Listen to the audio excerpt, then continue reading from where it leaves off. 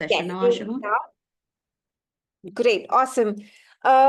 Good evening, everyone. Welcome to the part two series of the College Board that we are doing, this session on the evolving role of SAT and AP in university admissions. Last time we did it with Indian universities, and this time we are doing it global. Today, we'll explore how test policies impact admissions globally, the latest trends in SAT and AP, the benefits of AP credits allocation, and their global recognition, not just in the US, but other parts of the country as well. Our goal is to provide insights and strategies to better support students in their preparation and decision making. And just let's start with it. Over to you, Akshay.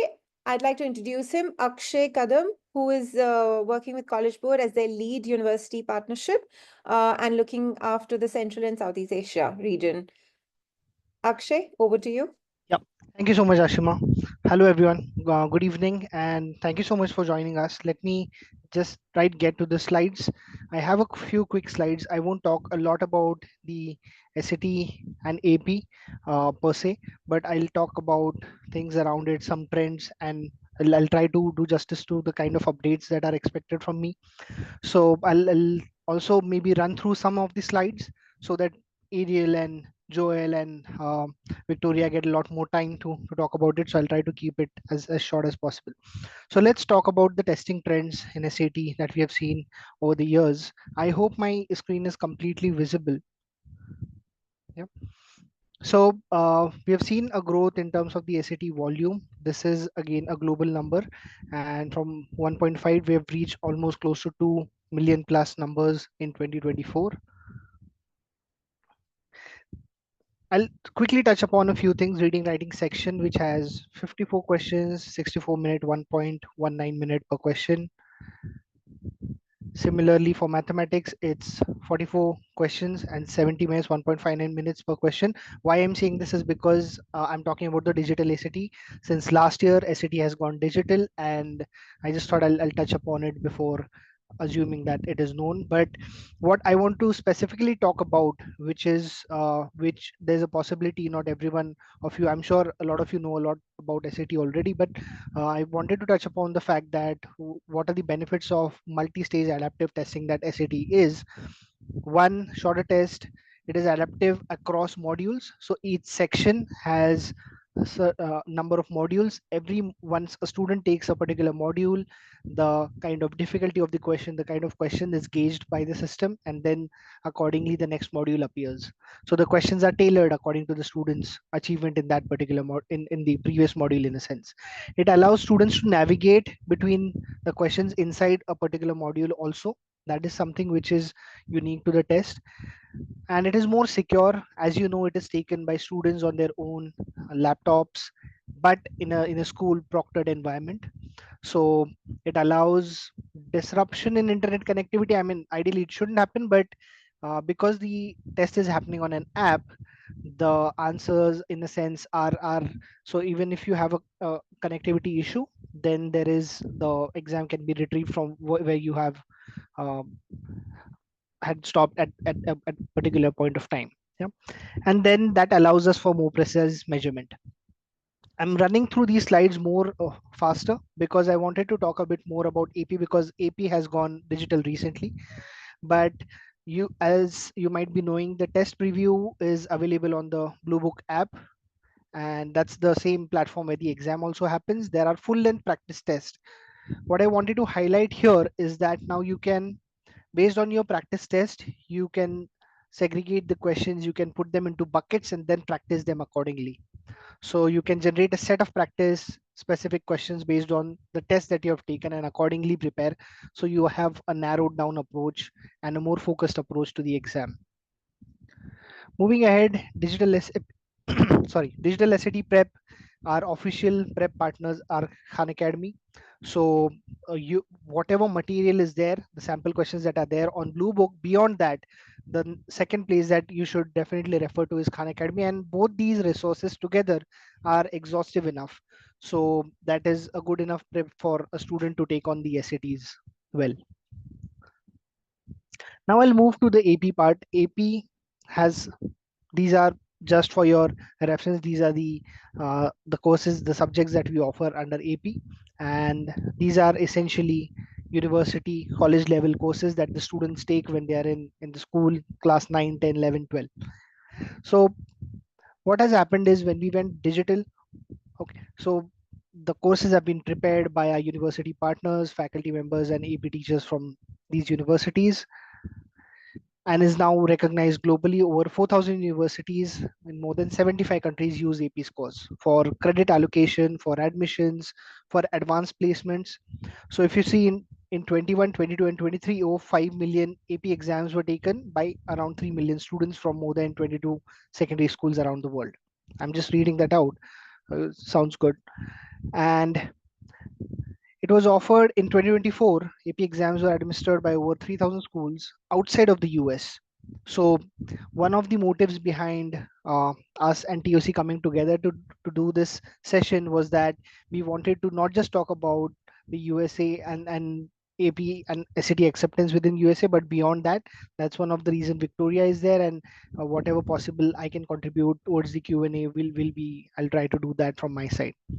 Now, the number of school administering has grown over years, 14% year on year, and 49% increase in the past 5 years is what we have seen globally. This is something either credits, advanced placement, or admissions is what AP is used for. Now, 28 exams will move digital completely out of the 38 courses that are offered. So, the ones that have completely moved to digital are these. So, the students complete a MCQ exam and a free response questions inside the Blue Book app itself, with all the responses automatically being submitted at the end. So this exam in a sense is completely online. And again, the administration remains the same in the month of May, just that we've moved from paper to digital. These are the AP courses that have that are hybrid in nature. So you take some part of the exam digitally on the Blue Book app and the rest of it on paper exam booklets.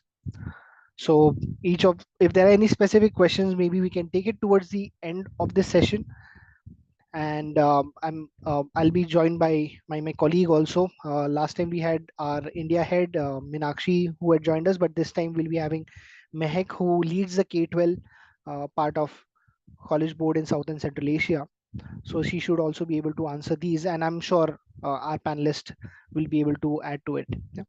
So this is what I had from my side, but let me go ahead and introduce the panelists.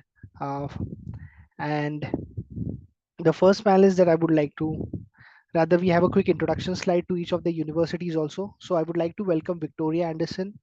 Welcome Victoria. She's the head of international student recruitment for Durham University.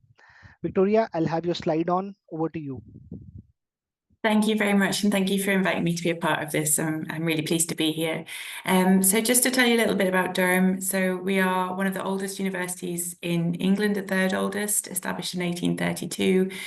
That means we're very traditional in terms of what we offer and the environment that students get to live and be a part of. We're built around this World Heritage Site in the centre of the city. So you can see there in the top left-hand corner is our castle, which is one of our student residences where students can live. And the cathedral, which is obviously a place of worship, but to us it's a venue for things like graduation and matriculation. So it does form part of the university offer. It's a really small city. We're based in the northeast of England. For those who don't know, we have a population of only around 65,000 people, and the university adds about another 20,000 students to that. So we make up a big proportion of the population in the area. We are a collegiate university, which is quite unusual within the UK, which means that when students join us, they will join an academic department for their studies, but they join a college for where they eat, sleep, and socialise and make all their friends. And that's a really lovely system, especially for undergraduate students studying overseas for the first time. It means that they can join an environment of maybe 600 to 1,000 students rather than joining a university of about 23,000 students. And that allows them to make friends and to settle in and to deal with all the homesickness and the culture shock much easier. Although we're a small city, we're a medium-sized university. We have about 23,000 students. We are about 32% international at the minute, the vast majority of those coming from China. But we do have around about 500 students from India and many more from wider South Asia as well. We're also very international in terms of our staff. So we do attract really high-quality staff from across the world. And we have accepted APs for direct entry for many years now. And you can see there are typical requirements around 555, 554 in 3 APs. So we're a really big supporter of the AP test, and we can talk about that a bit more in the coming time. Thank you. Thank you so much, Victoria. I'll move to the next panelist. We have Ariel from, sorry, Ariel is the Associate Director for Selection for the undergraduate admissions at MIT. Over to you, Ariel. Hi there. Good morning from me here in Cambridge, Massachusetts. My name is Ariella Leonelli, and thank you for having me here. And thanks for that introduction, Akshay. I'll tell you a little bit about MIT. Whenever I talk about MIT, I like to start with our mission as the top. The mission of MIT is to use science and technology to try to make the world a better place. We have this emphasis on hands-on practical learning, trying to go out and solve the problems that we see locally, nationally, globally. The motto of MIT is mens et manus, which means mind and hand. So there's this constant cycle of learning in the classroom, going out, doing, having that hands-on work influence our academic approaches. We have about 4,500 undergraduate students. We also have a large population of graduate students on campus.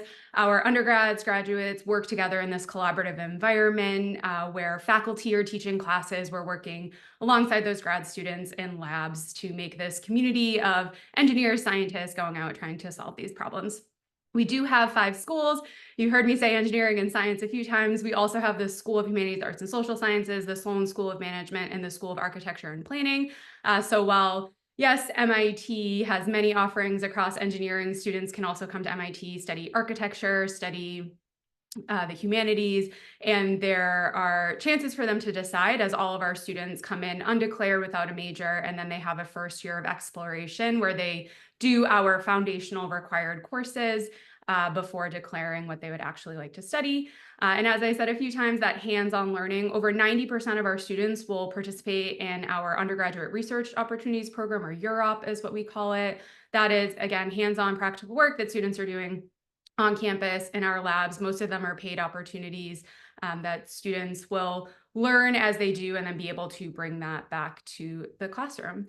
Again, very happy to be here today and talk a little bit more about how MIT views the SAT and AP, both in admissions and in that academic preparedness to step into our environment. Thanks so much. Thank you so much, Ariel. I'm sure everyone is excited to listen to you. I'll move to our next panelist for the day. We have Joel Vanderhorst. He's the Director for Undergraduate Admissions and Recruitment at Florida Atlantic University. Joel, over to you. Thank you so very much. Hello and greetings from Florida. Thank you, Akshay, and all of you for joining this morning for us, evening for you all. Thank you for this opportunity. As Akshay mentioned, my name is Joel Vanderhorst, and I serve as Director of Undergraduate Admissions Recruitment here at Florida Atlantic. And yes, it is a pleasure to introduce Florida Atlantic to all of you. We are a dynamic and innovative public research university located in Boca Raton, which is in the southern part of the state of Florida. It's one of the most beautiful and vibrant regions of the US. FAU, as we're also known, is home to over 30,000 students from a little more than 110 countries. And happy to share that India actually leads that chart consistently in the top 5 countries represented. So offering a truly global learning environment for our students. I would say the university is known for its cutting edge research. We have strong industry connections and a strong commitment to student success. FAU offers a wide range, similar to what my colleague said, of undergraduate, graduate, and doctoral programs in fields such as engineering and business, computer science, oceanography, biomedical sciences, and popular these days, artificial intelligence, and many of these which are ranked among the top in the US. The university is also classified as a top public university, and it's recognized for its fast growing research initiatives in areas, as I mentioned, AI, but also neuroscience, cybersecurity. And beyond academics, FAU provides excellent career development opportunities. So we have close ties to major companies, some that I know you would know, Microsoft, Google, NASA. But students benefit from internship, research opportunities, and also a very strong alumni network, which, as you know, also often help gain a competitive edge in a global market. And then lastly, I would say FAU offers a very welcoming community, affordable cost, and cultural organizations and support services tailored for international students. And of course, I always like to brag a little bit. Boca, it's a very nice area to live in, warm climate, beach, proximity to tech hubs like Miami, West Palm, Fort Lauderdale, making it an exciting place to live and study. Once again, I also look forward to the dialogue and thank you for this invitation. Amazing. Thank you. Thank you so much, Joel, Victoria, and Ariel.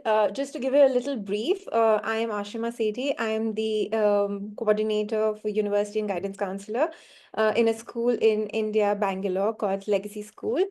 And over here, we welcome you at the TSC community. Just to give you a little brief about it, the Outreach Collective is South Asia's first inclusive professional association extending membership to a diverse array of stakeholders: university outreach professionals, guidance counselors, entrepreneurs, service providers, and all individuals intertwined into the dynamic space of education.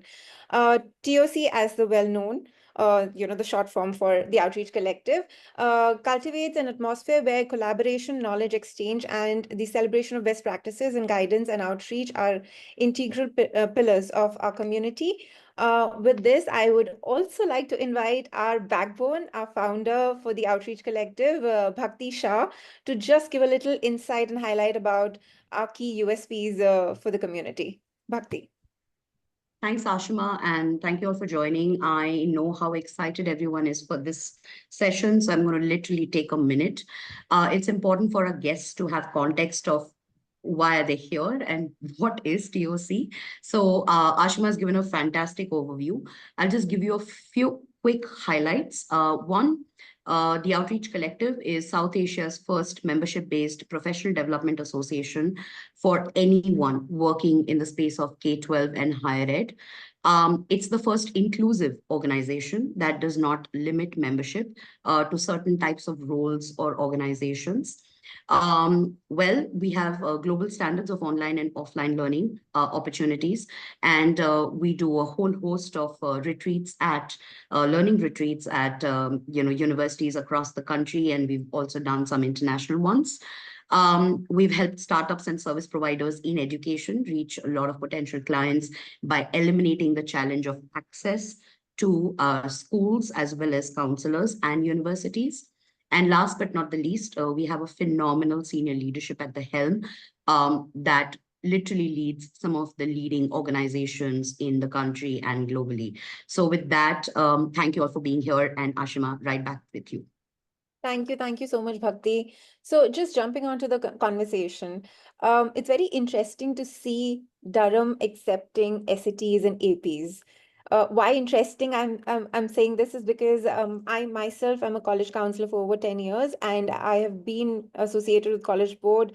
I'm the SAT coordinator, the AP coordinator, the PSAT, all of these, and I've never really heard UK being one of the popular destinations accepting SAT or AP as one of the admission requirements, or maybe, checking out the academic rigors as well. So on that basis, I'd like to ask Joel from Durham University, what strategies does your university employ to attract top international talent?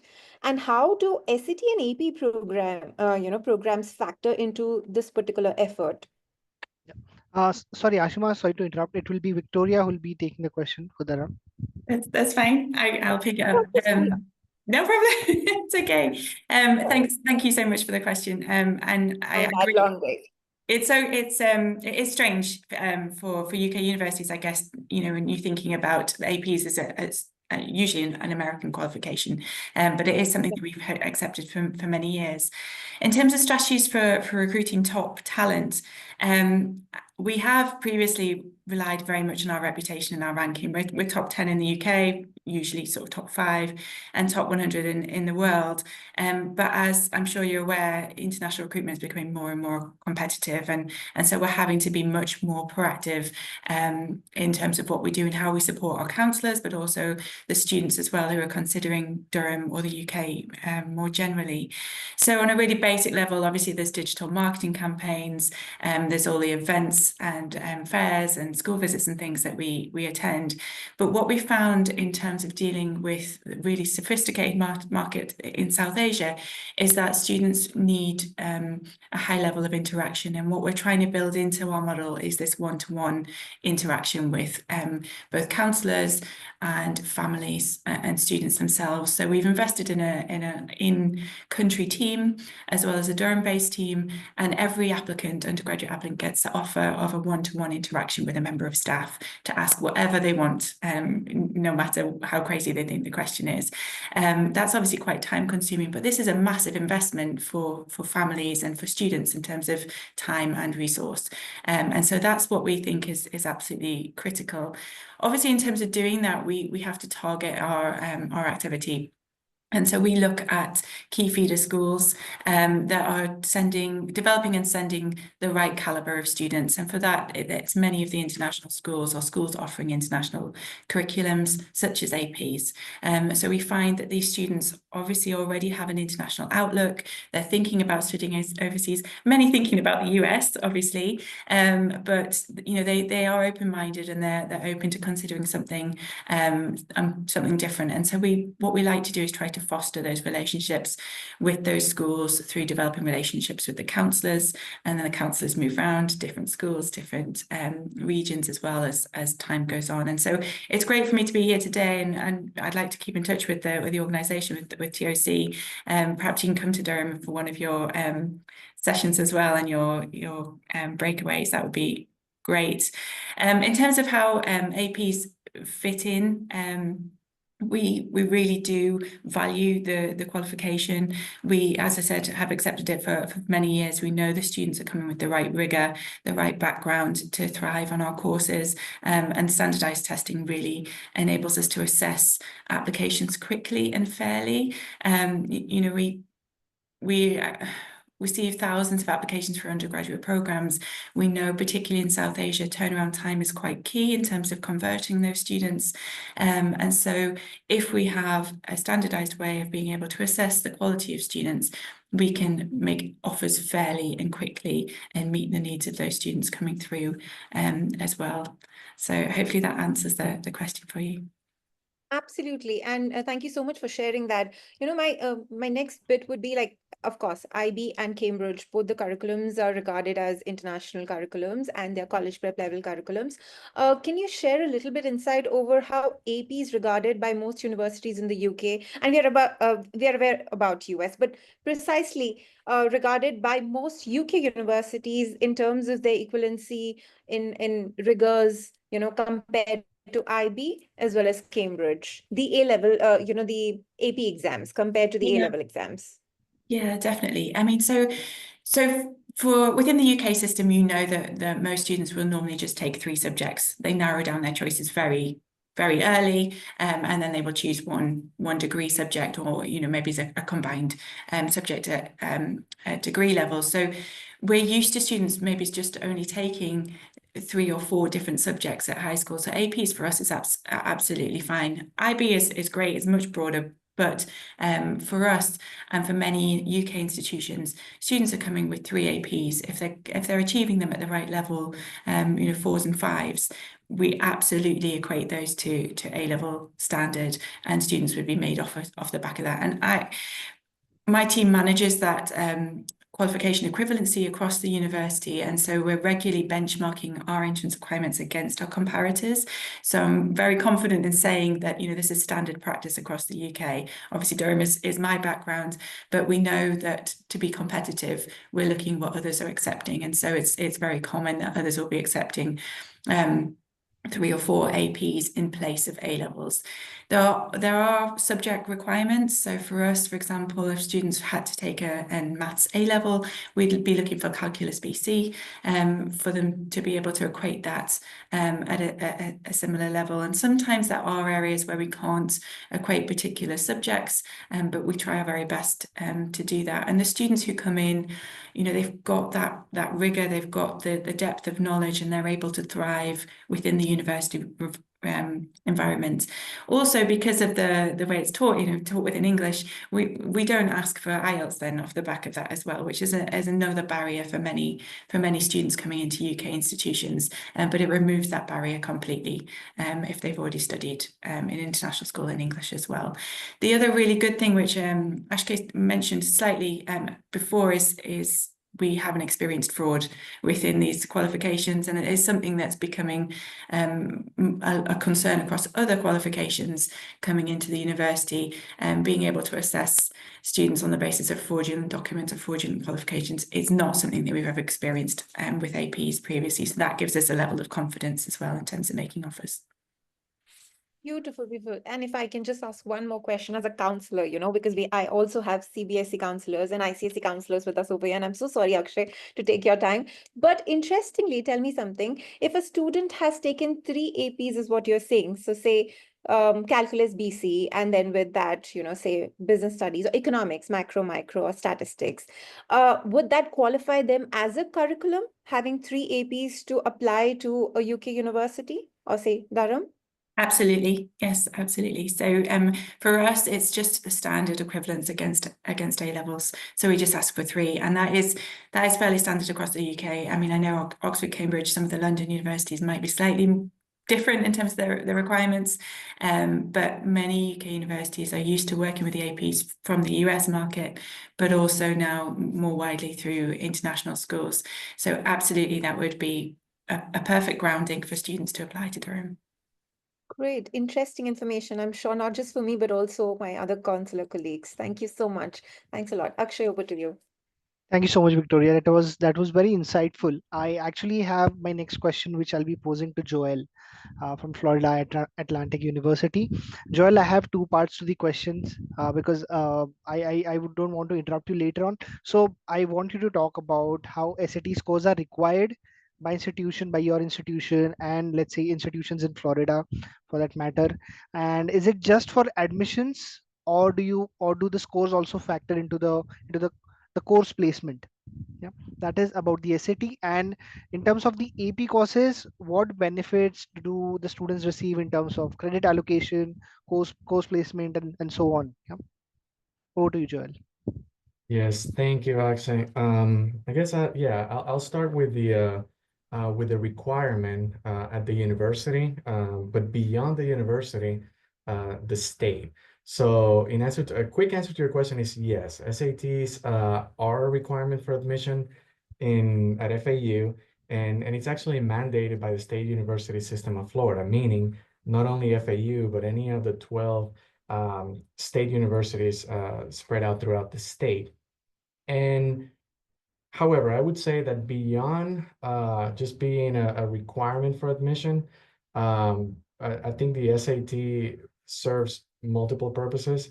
I would start with one that actually Vicky referenced, which is that language requirement that is also, of course, applicable to the US. High SAT scores in evidence-based reading and writing would allow students with the first language of English may not be a requirement to satisfy for the proficiency portion of our requirement.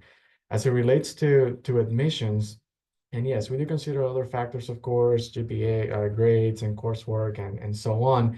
But SATs play a key role in the review, and data shows it, right? So it's I mentioned in the introduction of the university that the university has emphasis on student success. So not just enrollment, but it's important that they're retaining, that they're graduating, and there's a direct correlation between those scores coming in and university students graduating. I would also say when it comes to course placement, beyond admissions, the SAT scores also are used and help inform placement, especially oftentimes in a lot of the foundational courses, particularly in English and math. Because when students are applying to the university, we are reviewing not only for the university as a whole, but also specifically to the department and the areas of studies that the students are expressing an interest. So students who score below, let's say, a certain threshold may be required to partake in prep work before enrolling in higher level math, university level coursework by means of a pathway. And this just as an example for students in STEM fields. So that's just to summarize that ultimately at FAU and in the state, SATs and APs are not just for admissions, but they really shape a bit of the academic journey of the institution. And we're able to identify that early on and create a pathway that doesn't put a student in a place of potential struggle. And similarly, students that are coming in and would be able to advance advanced learning opportunities, early graduations, and so on. For the second part of your question, actually regarding how do we support students that are coming in with AP courses and benefits? At FAU, we don't only accept them, and again, this is something that Vicky alluded to. I think we highly value the AP program because it demonstrates that academic rigor and college readiness in a bit of a even play field. Because students are applying with all sorts of academic backgrounds, and it's just a way of standardizing that play field, if you will. So yes, we do award college credits for AP exams based on the scores that the students achieve. And ultimately, this has many benefits. I think one that tends to be very attractive for the students is that it saves them time and money. So students can bypass some introductory courses. For instance, at FAU, students who are scoring 3, 4, 5s, we have a statewide credit by exam equivalency that will equate these courses. Again, not only speaking to FAU, but this is system-wide.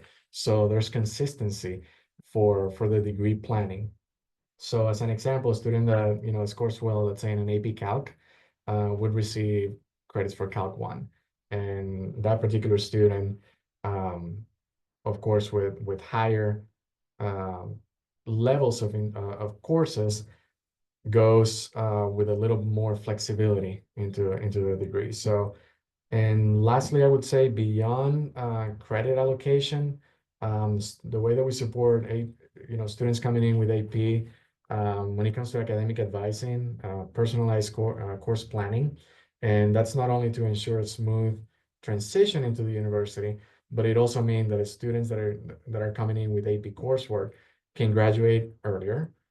They can take more advanced courses, and oftentimes, if time and money is not a driver, they can pursue multiple areas of studies. So that's also an added benefit, kind of providing a bit of a head start, if you will, as a result of AP credits.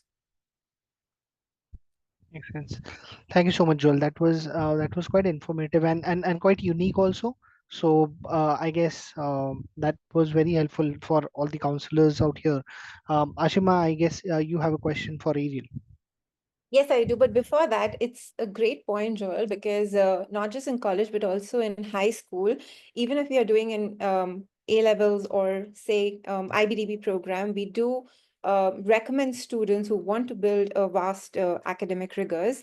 We do advise them if you don't have a subject in high school that you can't take, like computer science or statistics or psychology is one of the subjects, you can go ahead and take that as an AP course, and you can choose to submit that course if you've done really well in it. So it's not a burden that they have to really, take it forward, stating that, oh, it might reduce my GPA, or, it may not look nice if I haven't performed really well. So that's a great advice, I would say. It's amazing to see that. Again, my next question is to Ariel. Ariel, just to give a little background, of course, everyone went test optional during COVID. But right after everything settled down, MIT was one of the very few universities who said that we are going to make SAT mandatory. And my question on the same grounds, how does your university use SAT scores to assess the academic preparedness of students, particularly those from non-English speaking countries? Yeah, thanks so much for the question. We have similar thoughts to what Joel was saying. With the SAT requirement, we have a lot of data that shows us that SAT scores do correlate with performance at MIT. They're indicative of success at MIT. And we had data that showed that before the pandemic. During the pandemic, it wasn't safe to ask people to go find a testing site. They weren't accessible. What we did was we suspended our testing requirement, which meant that if a student couldn't access testing, we wouldn't require it of them. But if they had testing, we did ask them for it. So that was confusing to students. What's test optional? What does a suspension mean? And so we felt it was more equitable and more clear to just bring back our policy that states we do expect the SAT, or in our case, the ACT is another option, as part of our testing requirements. The SAT helps us get one glimpse into a student's academic preparedness for our requirements. As I mentioned during my introduction, all students come into MIT undeclared, and we have this common set of required courses, which include a full year of calculus and a full year of physics, regardless of what they end up majoring in. So we want to see that quantitative preparation to be able to successfully navigate those calculus classes, which is the lowest level math class that we offer at MIT, and those physics classes. The SAT give us a glimpse into that preparedness.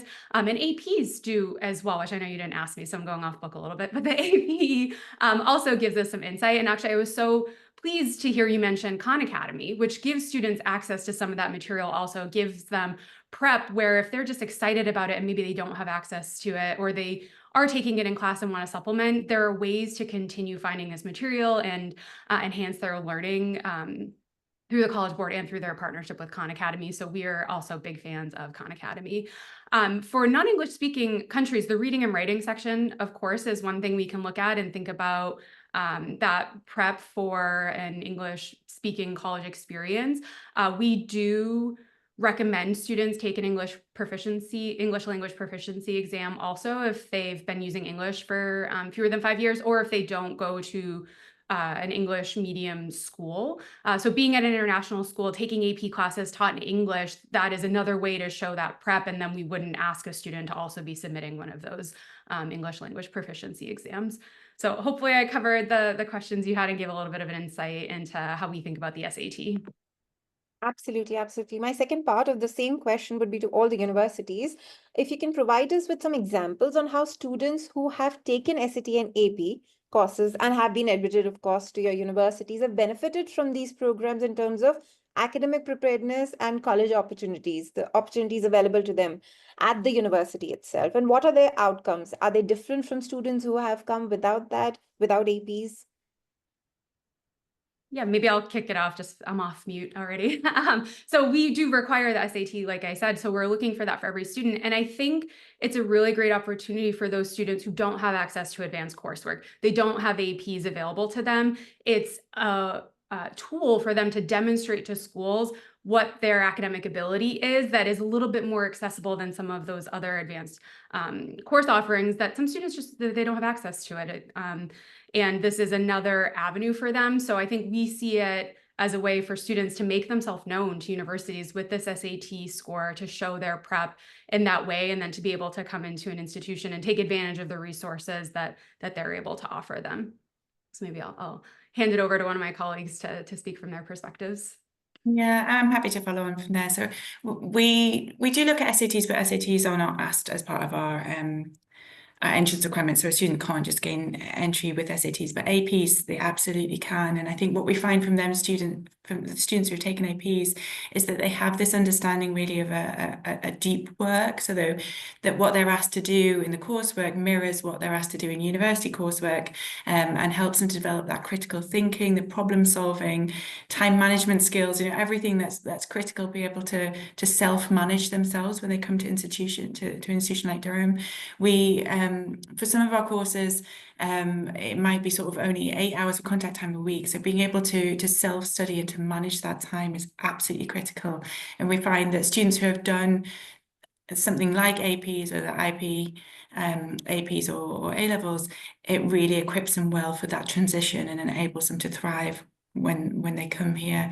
And as Joel was mentioned before, critical to us is that continuation rate, that success rate, of which we have a really high level at Durham, and part of that is down to the students that we admit and the backgrounds that they come with. So we find them invaluable really for students who can come and thrive at Durham.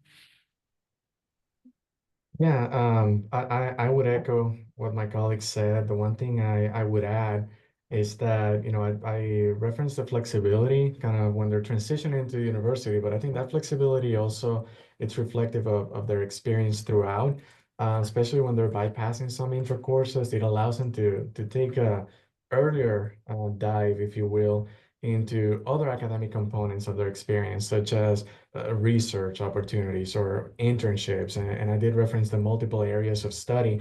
It doesn't have to be a double major. It could be just an opportunity to explore other areas of interest. And that's all flexibility that comes as a result of having preparedness, but also creating a bit of a buffer to allow for that exploration and extra, not necessarily extracurricular, but supplemental academic components of their education, which are equally important. Great points, certainly. On that same note, are there any specific AP courses that universities value more in their admission processes? And if there are, if you could tell us some of them, because they're close to about 30 plus AP courses and students can't take all of them.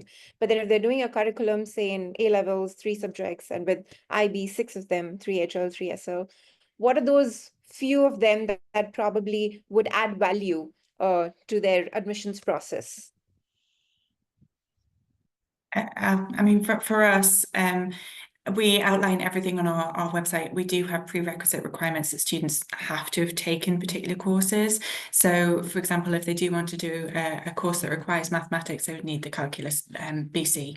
And so it's important that before they, as early as they start choosing their AP courses, they look and give some thought to what they want to study at university and do that research, because students can find that they come to the end of their studies and they haven't taken those prerequisites, and it is important. Similarly with humanities or social sciences, for English and history, we need to see a background in those subjects as well. So, but it comes down to that research, and I'm sure, as well-established counsellors, that's what you're experts at guiding them through, but it is, the research is absolutely crucial. But the one we see students fall down on most is the mathematics. Right. Yeah, I think I'll offer 2 thoughts that may be a little bit contradictory. The first is that we strongly recommend diving into math and science prep in high school, and to pursuing math courses at the highest level of rigor offered by the school that prepares students for the MIT academic approaches. The other thought is the best classes for students to take are the ones they're going to be engaged by, that they're excited about the material, that they want to go to class the next day because they can't wait to learn the next thing. They're going to perform the best in the classes they're most excited about, and that probably does track to what they may want to study in college. So if that's math and science, that's great. That's 1 and 1. But we also want students to make choices that are good for themselves as students first, and to be able to think about the college search secondary to support that. And I don't mean to be repetitive, but that's where my mind also went. Math and science, especially in admissions where we're looking at areas of interest from the application. Anytime the students are applying to any sort of engineering, bio, computer science, that's where kind of the red flag would be raised if we see any level of deficiency. But I would branch out a little bit, maybe go a little bit of a tangent and say, in addition to AP, that's the beauty of the math section of the SAT, especially when we're having students that are coming in with backgrounds where English might not be a first language, and where if the overall score is not ideally what the composite that we're looking for, but they're looking at an area that is reflective on success in the math section, then we have other components to rely on. So yes to the CalPC, but also a good plug there for the math section of the SAT. Great insight. Science and mathematics to all counselors over here, right? We can obviously guide our students that way. Like you all know, India has different boards. We have CBSE, ICSE, ISC, and then we have international boards. With that, we also have state board. So do you evaluate AP courses or scores coming from students from different high school curriculums differently? Or is there an evaluation process of somebody from an IB or Cambridge board taking an AP exam versus, somebody taking it from state or CBSE board? Sorry, I'll just interrupt. I just wanted to say to all the participants that we can open up for the questions now. So once this question is answered, we can take the ones from you. So whoever has a question, maybe can put it in the chat or maybe raise your hand a little later. We'll bring you in. I'm sorry. Again, back to you, Ashima. And I'll be happy to take that one. At FAU, and again, throughout the state, because it's so already articulated, not really. We have the scores on the website, what the and the minimum needed, and then what the equivalency would be. So yes, the rigor and the educational backgrounds are important, but when it comes to the equivalency for credits and minimum passing grades, that's very much standardized. Yeah, absolutely the same for us. I mean, I think that's the beauty of the standardized testing is it's fair across wherever they've studied and wherever they're coming from. I think for us, we do accept standard 12 for direct entry as well. So for students taking standard 12 alongside APs or anything else, we'd always try to make dual offers so they can meet their requirements in either way. But in terms of looking at where the student is, what school they've studied at, the offer would be exactly the same. Yeah, nothing really to add from me. Thank you to my colleagues for already covering the question. Great. I think so. Again, I'll just announce out if there are any questions, please put it in the chat. Or I see Ramya has her hand raised. But Ramya, I'm sorry, I'll just hold you for a minute. I have a slightly broader question for all three of you. Maybe we can take a minute to answer that. It is more on a slightly broader. I wanted to zoom out a bit and say that how do you look at standardized testing going ahead in the future? How it will be seen, and particularly would it impact your universities, and how do you see it developing over the years? So again, this could be, the answer could also be broad, but if you can answer any one of you or all of you. Yeah. I mean, I think within the UK, certainly standardized testing will remain incredibly important. A lot of our universities are, relying on international students. We have high volumes of applications. We have high volumes of intake. And so one way to make that a fair process and a quick process is to rely on the standardized testing. It's something the UK is done for generations of A levels. It's what we're set up to do. I can't see that evolving, to test optional anytime soon. What might change is that requirements will change, and there might be more early on conditional offers based on students' previous testing. But I think standardized testing will be required for the future as long as I can see it. Yeah. Yeah, I would echo that. I don't see it not being a requirement for us. I think looking ahead, safe to say APs, SATs will continue to be an asset. I think it gives the opportunity to the student to demonstrate subject mastery, not to mention all the benefits that we have already discussed. And also for the ones that may need a little bridge, it also provides an opportunity for universities to support through pathways. And the last thing that I will say on that particular topic is, and we haven't talked about scholarships and so on, that's another way of standardizing and putting students on the same platform, especially with limited resources and so many different backgrounds. An SAT, AP, any sort of weight given to those courses kind of sets a student apart from others. My only thing to add is There are concerns about fraud or the rise of AI and academic use. Having a trusted and controlled testing environment becomes even more valuable to an admissions officer in understanding that academic experience through secondary school.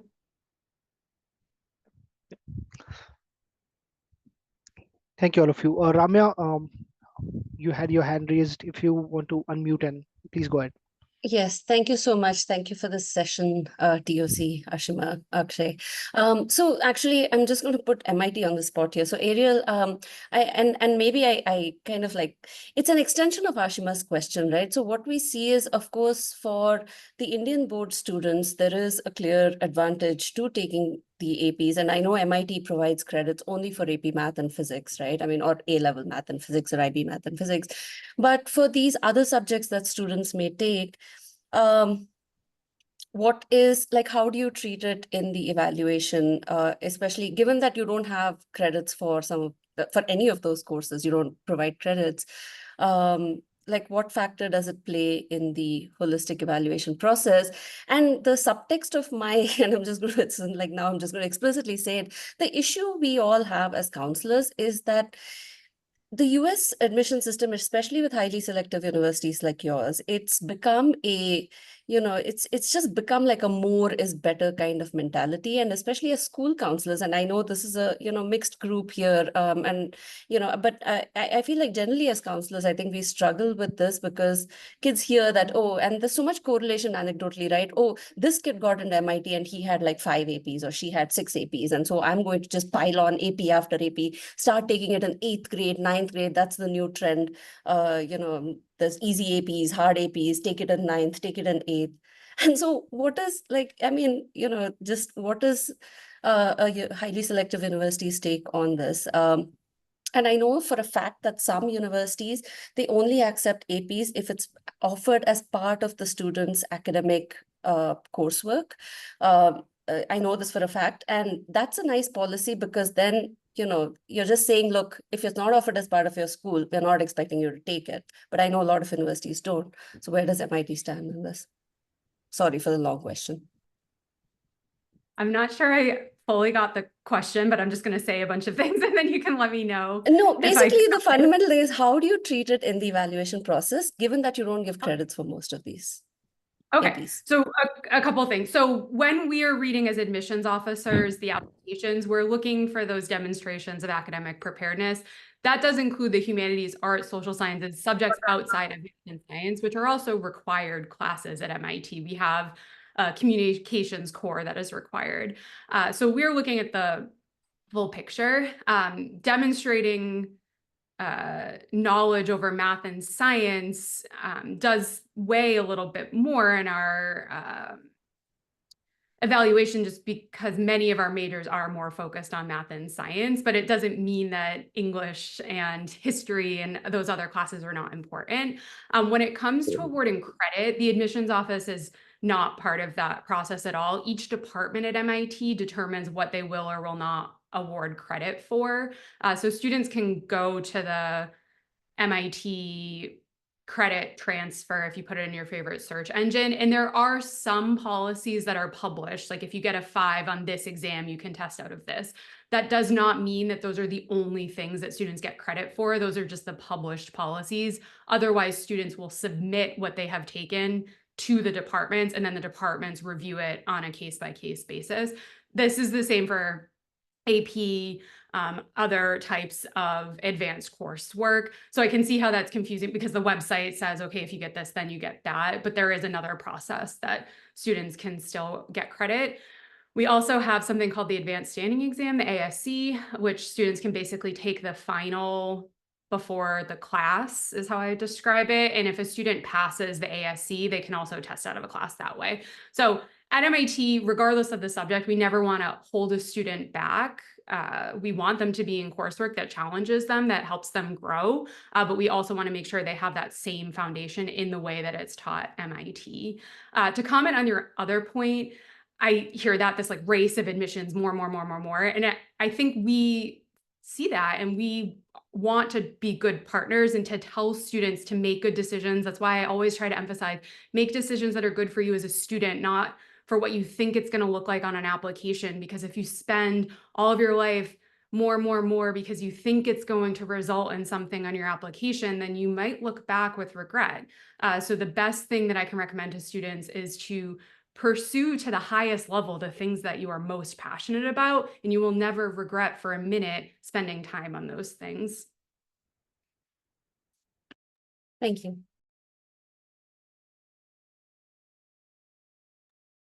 Shivani, you want to go next? And then Ariman. I have one question to ask because right now in my school we are doing American High School Diploma, which is accredited by MSA, accredited by AI, and accredited by NCPSA, right? So I just wanted to know about the credentials of this American High School Diploma. If student is doing this with CBSE board, they are getting the dual degree. One degree they are getting from American High School Diploma. It is just like an AP, the advance credit they are taking, and one degree, one certification they are getting from the CBSE board that they have passed 12 standard. So in that case, ma'am, how you see the application? Is it important to do SET and AP, and this American High School Diploma is also valid? I just have a question on that.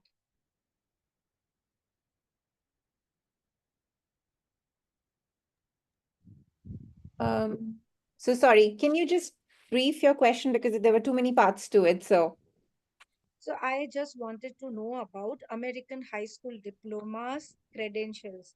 Like AP, you said AP is, I understand that it is valid in all the colleges which we have taught, right? Then SAT exam is also validation for, going for an application and getting the admission. So right. I just wanted, Right, Shivani, I think just like any other curriculum, American curriculum is also regarded the same way. Please correct me if yes, I just wanted to know if I am doing an application and the child has done 12 credit from American High School Diploma and 30 credit from CBSE board, does that profile is equivalent to a person who has done AP? That is my question. Yeah, I don't all think it'll be equivalent, but what I understand is that it'll be evaluated differently on the basis of the course that they've taken and the level of the rigor of that particular course. Is that right?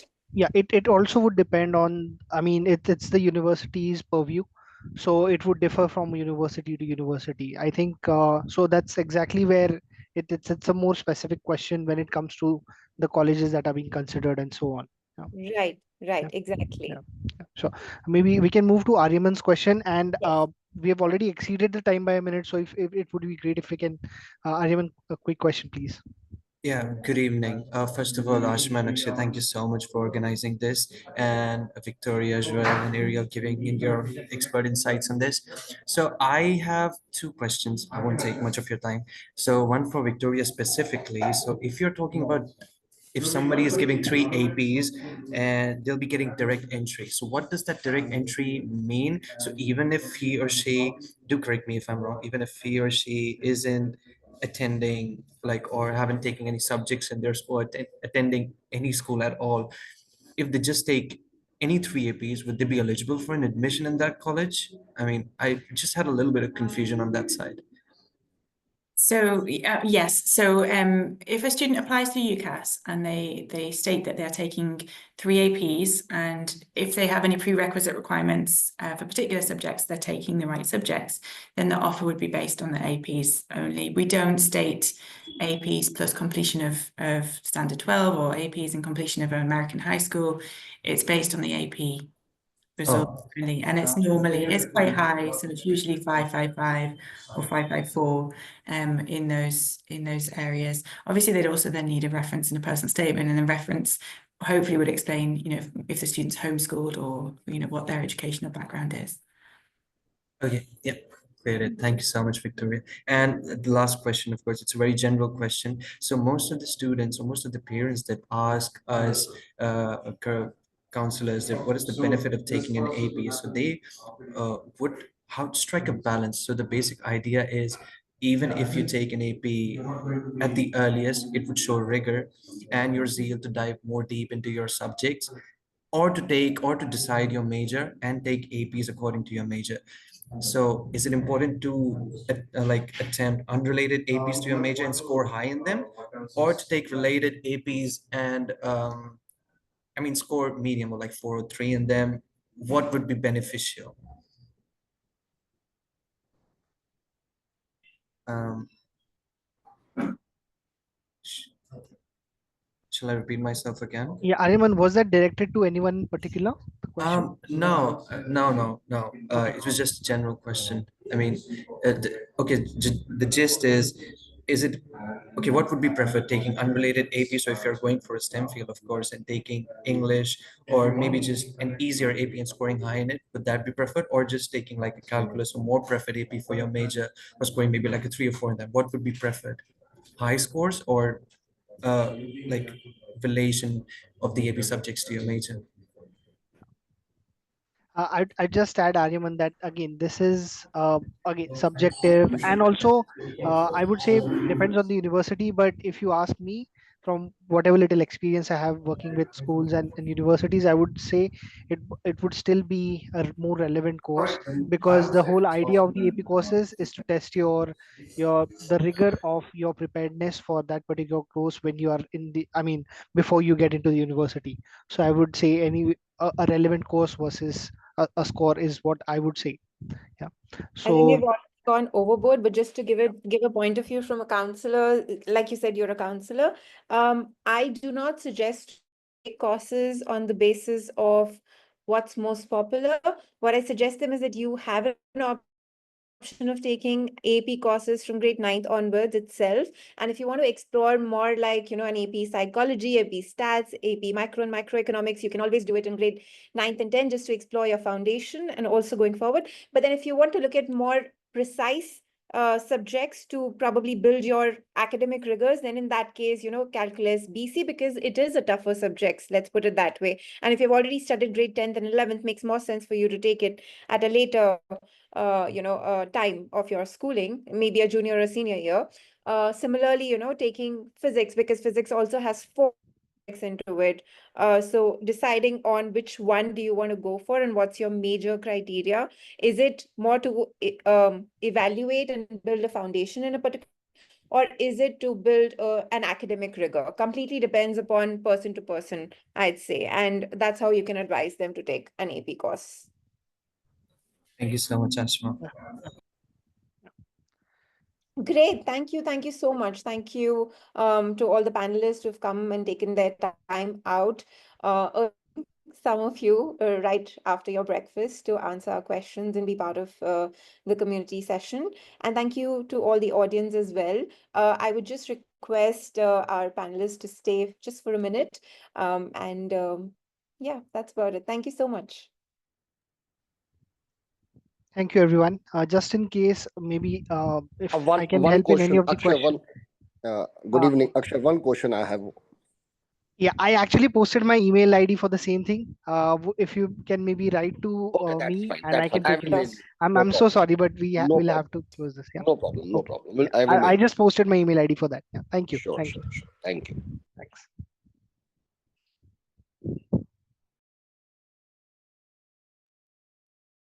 All right, we'll wait for the countdown to get to this number on the screen while everybody drops off. First of all, thank you so much, all of you, for being here. Sincerely, it's been a very, very useful session. And at TOC, we do a lot of learning and development. And if you have any thoughts, any ideas on how you'd like to engage further in the topics that you think you'd like to suggest, We're very happy to host those. And we will be visiting US and UK at some point this year.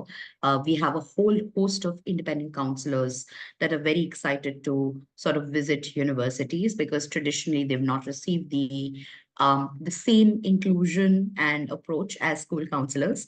And if you're familiar with the landscape in India, independent counselors have really come mainstream in the last couple of years. And there's a gray area between agents and independent counselors, right? So very happy to discuss if you have any questions around those.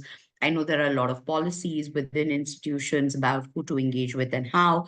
But as TOC and as Ashima, and by the way, Akshay is also a member of TOC, we're very happy to be your sort of a gateway to this part of the world. If you have any questions, we are a not-for-profit organization, so we don't run as a business. We do not charge for all of these engagements. So we're very happy to help you with your outreach efforts within the country because all we want is access and learning and development support for our members. That's literally our agenda. So if you have any thoughts about sessions or any sort of a thing, and be rest assured, we will be reaching out to you in this year for a few more engagements and hopefully you can attend. Thank you, Durham. Thank you, Florida Atlantic, and thank you, MIT, for being here. I'll not take any more of your time. Thank you so much. Thank you so much for having us. Appreciate Yeah, it. thank you for having us. This was great. Thanks so much. Thank you, guys. Have a good Thanks. evening. Bye. Bye. Akshay, Ashima, stay. Bye-bye.